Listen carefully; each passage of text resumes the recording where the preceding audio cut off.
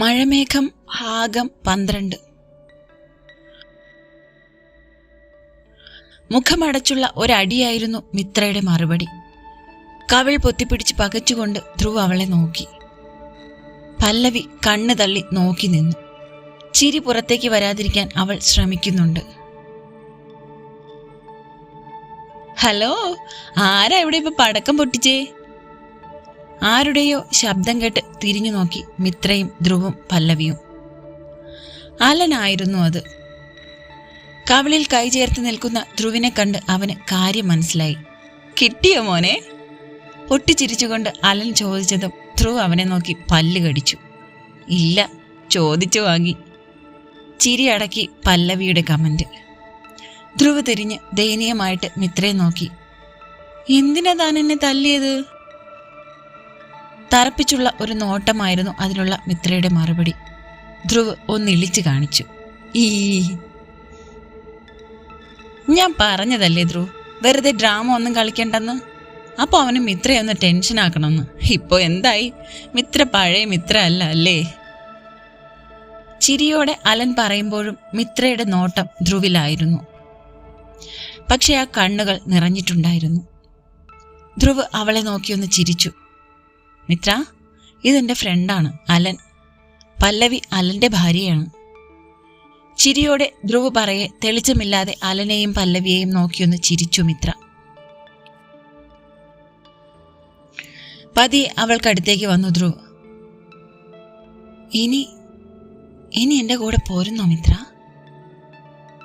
അവന്റെ കണ്ണുകളിൽ നിറയെ പ്രണയമായിരുന്നു അത് ചോദിക്കുമ്പോൾ. കണ്ണ് നിറഞ്ഞെങ്കിലും മിത്ര ഇല്ലെന്ന് തലയാട്ടി. ധ്രുവിന്റെ മുഖം മങ്ങി. എന്തേ മിത്ര, അപ്പൊ നിനക്കെന്നെ വേണ്ടേ? അവന്റെ കണ്ണുകളിൽ നനവൂറി. ഓ, ഞാൻ ഇങ്ങനെ ആയോണ്ടായിരിക്കും അല്ലേ മിത്ര? പണ്ടത്തെ പോലെ അല്ലല്ലോ ഞാൻ, അല്ലേ? സ്വയം പുച്ഛിച്ചുകൊണ്ട് പറയെ അവന്റെ കണ്ഠമിടറി.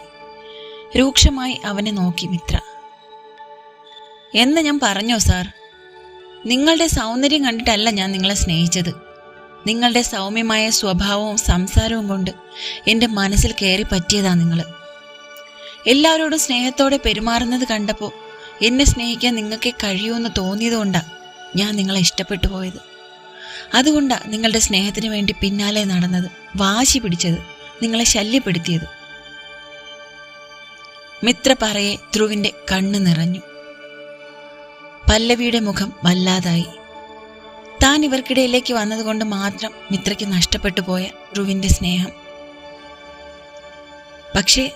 പക്ഷേ നിങ്ങൾക്കെന്നെ ഇഷ്ടമാണെന്ന് അറിഞ്ഞപ്പോൾ എനിക്ക് നിങ്ങൾക്ക് വേണ്ടി വാശി പിടിക്കാൻ കഴിയാതായിപ്പോയി. ഈ ജന്മം മുഴുവൻ ഓർത്തിരിക്കാൻ നിങ്ങൾ എനിക്ക് കുറച്ച് നല്ല നിമിഷങ്ങൾ തന്നില്ലേ? 3 വർഷങ്ങൾക്ക് മുമ്പ്.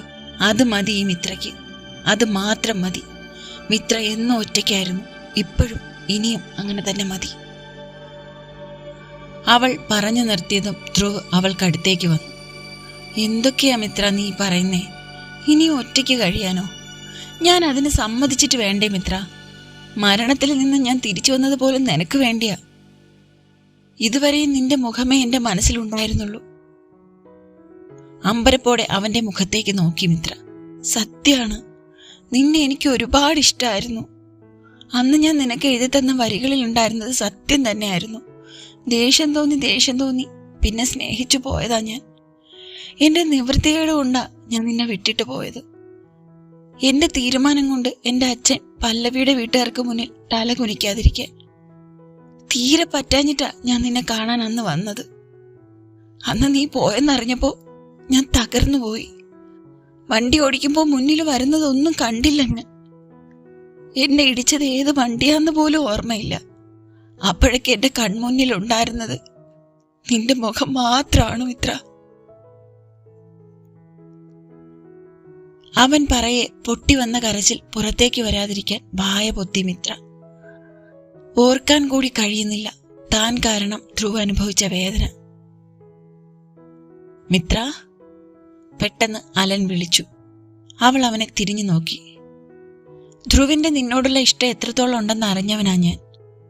അന്നത്തെ ആക്സിഡന്റിന് ശേഷം 1 മാസത്തിന് ശേഷമാണ് ഇവന് ബോധം വീഴുന്നത്. ഇവൻ ആദ്യം അന്വേഷിച്ചത് നിന്നെയായിരുന്നു. തളർന്ന് കിടപ്പിലായതാ ഇവൻ. പക്ഷെ അവിടെ നിന്ന് ഇവൻ ഇങ്ങനെ ഇന്ന് നിൽക്കുന്നുണ്ടെങ്കിൽ അതിന് കാരണം നീയാണ് മിത്ര. നിനക്ക് വേണ്ടിയാണ്. നിന്നെ ഒരു വട്ടമെങ്കിലും ഒന്ന് കാണാൻ വേണ്ടിയാണിവൻ. അലൻ അത് മുഴുമിപ്പിക്കാതെ കണ്ണീർ തുടച്ചു. പല്ലവി അവനെ ഒന്ന് നോക്കി. പിന്നെ മിത്രയുടെ അടുത്തേക്ക് വന്നു. മിത്ര, ഞാനായിരുന്നു നിങ്ങൾക്കിടയിലെ തടസ്സം. എനിക്കറിയില്ലായിരുന്നു ഒന്നും. വീട്ടുകാരെ തീരുമാനിച്ച വിവാഹം ഇഷ്ടക്കുറവൊന്നും തോന്നിയില്ല. അതുകൊണ്ട് മാത്രം സമ്മതിച്ചു. പക്ഷെ ധ്രുവിന് ആക്സിഡന്റ് ആയത് അറിഞ്ഞപ്പോൾ വിഷമം തോന്നി. അതും കല്യാണത്തിന്റെ തലേന്ന്. ഞങ്ങൾ എല്ലാവരും വിഷമത്തിൽ തന്നെ ആയിരുന്നു. അബോധാവസ്ഥയിൽ കിടക്കുന്ന ധ്രുവിനെ കാണാൻ ഞാൻ കയറിയപ്പോൾ അവന്റെ നാവിന്നും കേട്ട പേരാണ് മിത്ര. അങ്ങനെ ഒരു അവസ്ഥയിലും അവൻ തന്റെ പേര് പറയണമെങ്കിൽ അറിയാലോ അവന്റെ മനസ്സിലുള്ള തന്റെ സ്ഥാനം എത്ര ആയിരിക്കുമെന്ന്. അന്ന് ഞാൻ പിന്മാറി കല്യാണത്തിൽ നിന്ന്. അത് ധ്രുവിനോടുള്ള ദേഷ്യം കൊണ്ടായിരുന്നില്ല. മറിച്ച് ധ്രുവ് സ്നേഹിക്കുന്ന അങ്ങനെ ഒരു കുട്ടിയുണ്ടെങ്കിൽ അവർക്കിടയിൽ ഞാൻ തടസ്സാകരുതെന്ന് കരുതിയാണ്. അത്രത്തോളം തന്നെ സ്നേഹിക്കുന്ന ഈ ധ്രുവിനെ തനിക്കിനിയും വേണ്ടെന്ന് വയ്ക്കാൻ കഴിയുമോ മിത്ര? പല്ലവി ചോദിക്കെ മിത്രയുടെ ഉള്ളം വിങ്ങി. ഇല്ല, ധ്രുവിന്റെ ജീവിതത്തിലേക്ക് ഞാനിനി പോകില്ല. എന്നെപ്പോലൊരു പെണ്ണ് ധ്രുവിന്റെ ജീവിതത്തിൽ വേണ്ട. ശപിക്കപ്പെട്ട ജന്മം എൻ്റെ. ആർക്കും വേണ്ടാത്തൊരു ജന്മം. സ്നേഹിക്കപ്പെടാൻ യോഗ്യതയില്ലാത്തൊരു ജന്മം. an unwanted baby of my parents. Mitra, എന്തൊക്കെയാ നീ? വേണ്ട വേണ്ട ധ്രുവ്, എനിക്ക് കഴിയില്ല. മാത്രമല്ല, ഞാനൊരു ഡിവോഴ്സിയാണ്. എന്നെ പോലെ ഒരു 2ാം കെട്ടുകാരിയല്ല ധ്രുവിന് വേണ്ടത്. അഥവാ ധ്രുവിന്റെ ജീവിതത്തിലേക്ക് ഞാൻ വന്നാലും ഏതെങ്കിലും കാരണത്താൽ ധ്രുവ് എന്നെ വെറുത്താൽ എനിക്കത് സഹിക്കാൻ കഴിയില്ല ധ്രുവ്. അതുകൊണ്ട് ഇങ്ങനെ മതി. നിങ്ങൾ എനിക്ക് തന്ന നല്ല ഓർമ്മകളുണ്ട്, അത് മതി. അതെന്നും അങ്ങനെ തന്നെ ഇരിക്കട്ടെ. പിന്നെ എന്നെ ആ ജീവിതത്തിലേക്ക് ക്ഷണിക്കാൻ തോന്നിയല്ലോ. നിങ്ങളുടെ നല്ല മനസ്സിന് നന്ദിയുണ്ട്. മിത്ര, പ്ലീസ്. എനിക്കറിയുന്ന കാര്യമാണ് നിന്റെ കല്യാണം കഴിഞ്ഞതും ഡിവോഴ്സ് ആയതും എല്ലാം. എനിക്കതൊന്നും പ്രശ്നമല്ല മിത്ര. അവന്റെ സ്വരത്തിൽ ദേഷ്യം കലർന്നു തുടങ്ങിയിരുന്നു. വേണ്ട ധ്രുവ്, അത് ശരിയാകില്ല. ഈ ജന്മത്തിൽ ഒറ്റയ്ക്ക് മതിയെന്ന് തീരുമാനിച്ചതാ ഞാൻ. അതങ്ങനെ തന്നെ മതി. ഞാൻ പോട്ടെ. നാളെ തിരിച്ചു പോവുകയാ ഞാൻ യുഎസിലേക്ക്. ഇനി വരില്ല ഇങ്ങോട്ട്. ബൈ. അവരെ നോക്കാതെ അവൾ കടന്നുപോയി. ശില പോലെ അനങ്ങാതെ നിൽക്കാനേ ധ്രുവിന് കഴിഞ്ഞുള്ളൂ. അവന്റെ കണ്ണുകൾ നിറഞ്ഞിരുന്നു. പിറ്റേന്ന് പോകുവാനായി എല്ലാം റെഡിയാക്കുമ്പോഴും ധ്രുവിന്റെ വാക്കുകളായിരുന്നു അവളുടെ ഉള്ളു നിറയെ. സ്നേഹത്തോടെ തന്നെയാണ് അവൻ തന്നെ വിളിച്ചിരിക്കുന്നത്. പക്ഷേ വേണ്ട, ഇനി ഒരു തിരിച്ചുപോക്ക് ധ്രുവിന്റെ ജീവിതത്തിലേക്ക് വേണ്ട. തന്നെ പോലെ ഒരു ഭാഗ്യം കിട്ടവൾ അവന്റെ ജീവിതത്തിൽ വേണ്ട. ആദ്യമൊക്കെ അവൻ വേദനിക്കുമായിരിക്കും. പോകെ എല്ലാം ശരിയാവും. അവൾക്ക് അത്ഭുതം തോന്നി. കല്ലായി പോയിരിക്കുന്നു തന്റെ മനസ്സ്. തനിക്ക് വേണ്ടി താൻ കാരണം ജീവൻ നഷ്ടപ്പെടേണ്ടി വരുമായിരുന്നതാണ് അവന്. എന്നിട്ടും തനിക്ക് വേണ്ടി കാത്തിരുന്ന ഒരാളെ താൻ എന്തേ കാണാതെ പോകുന്നത്? ചിന്തകൾക്കൊടുവിൽ അവൾ പോകാൻ തന്നെ തീരുമാനിച്ചു. എല്ലാവരോടും യാത്ര പറഞ്ഞിറങ്ങുമ്പോൾ ഇനിയൊരു തിരിച്ചുവരവ് ഇങ്ങോട്ടുണ്ടാകില്ല എന്ന് തന്നെയായിരുന്നു മനസ്സിൽ. വല്യച്ഛന്റെയും വല്യമ്മയുടെയും ഒക്കെ സ്നേഹപ്രകടനം കണ്ട് സന്തോഷിക്കാൻ അവൾക്കായില്ല. തന്നോടവർക്ക് ശരിക്കുമുള്ള സ്നേഹം കൊണ്ടാണോ ഇതെല്ലാം എന്നുള്ള ആശയക്കുഴപ്പത്തിലായിരുന്നു അവൾ. പോകാൻ നേരം തന്റെ പ്രിയപ്പെട്ട വീടിനെ ഒന്നുകൂടെ തിരിഞ്ഞു നോക്കി അവൾ. അവിടെ എവിടെയോ ഒരു മിത്ര ഉള്ളതായി അവൾക്ക് തോന്നി. മുത്തശ്ശിയുടെ ചൂടിൽ ചുരുണ്ടുകൂടിയിരിക്കുന്ന ഒരു മിത്ര. അവരുടെ കൈകളുടെ തലോടലിൽ ആശ്വാസം കണ്ടെത്തിയ ഒരു പെൺകുട്ടി. അവരുടെ സ്നേഹച്ചൂടിൽ ജീവിച്ചവൾ. അച്ഛന്റെയും അമ്മയുടെയും സ്നേഹത്തിനായി കൊതിച്ച, ധ്രുവിനെ പറ്റിയുള്ള സ്വപ്നങ്ങളിൽ മുഴുകിയ, തന്നിലേക്ക് മാത്രം ഉൾവലിഞ്ഞ് ജീവിച്ച ഒരു മിത്ര. അവളുടെ രാത്രികൾ കണ്ണീരിൽ കുതിർന്നതായിരുന്നു. അവസാനം തന്റെ പ്രിയപ്പെട്ടവന്റെ വേർപാടിൽ ജീവൻ പറഞ്ഞു പോകുമ്പോൾ വേദനയോടെ പിടഞ്ഞ ഒരുവൾ. കൺമുന്നിൽ തന്റെ സ്വപ്നങ്ങൾ കത്തിച്ചാമ്പലാകുന്നത് കാണേണ്ടി വന്ന ഒരു പെണ്ണ്. മിത്രയുടെ കണ്ണുകൾ ഈറനായി. തന്റെ പ്രിയപ്പെട്ട ഇടത്തെയും തനിക്ക് പ്രിയപ്പെട്ട ഓർമ്മകളെയും ഉപേക്ഷിച്ചുകൊണ്ട് മിത്ര യാത്രയായി. US-ലെത്തിയിട്ടും അവളുടെ ഓർമ്മകളിൽ ധ്രുവ് മാത്രം നിറഞ്ഞു നിന്നു.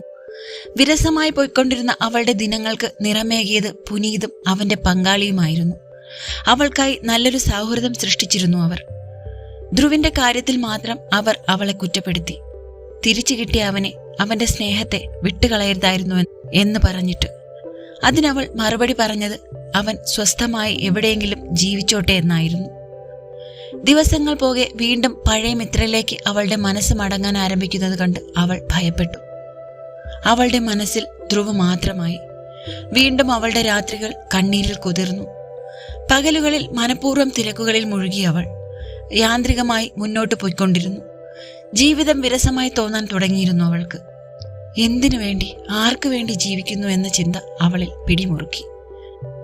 വിഷാദ രോഗത്തിലേക്ക് പോവുകയാണോ താനെന്ന് പോലും തോന്നിപ്പോയി അവൾക്ക്. ഒരുതരം നിരാശ അവളെ ബാധിക്കാൻ തുടങ്ങിയിരുന്നു. തുടരും. അടുത്ത പാർട്ടുമായിട്ട് അടുത്ത ദിവസം കാണാട്ടോ. നിങ്ങളുടെ എല്ലാ അഭിപ്രായങ്ങളും നിർദ്ദേശങ്ങളും കമൻറ്റ് ബോക്സിൽ രേഖപ്പെടുത്തണേ. സബ്സ്ക്രൈബ് ചെയ്യാതെ കാണുന്ന കൂട്ടുകാരും പുതുതായി കാണുന്ന കൂട്ടുകാർ ആരെങ്കിലും ഉണ്ടെങ്കിൽ അവരും ഒന്ന് സബ്സ്ക്രൈബ് ചെയ്ത് സപ്പോർട്ട് ചെയ്യണേ.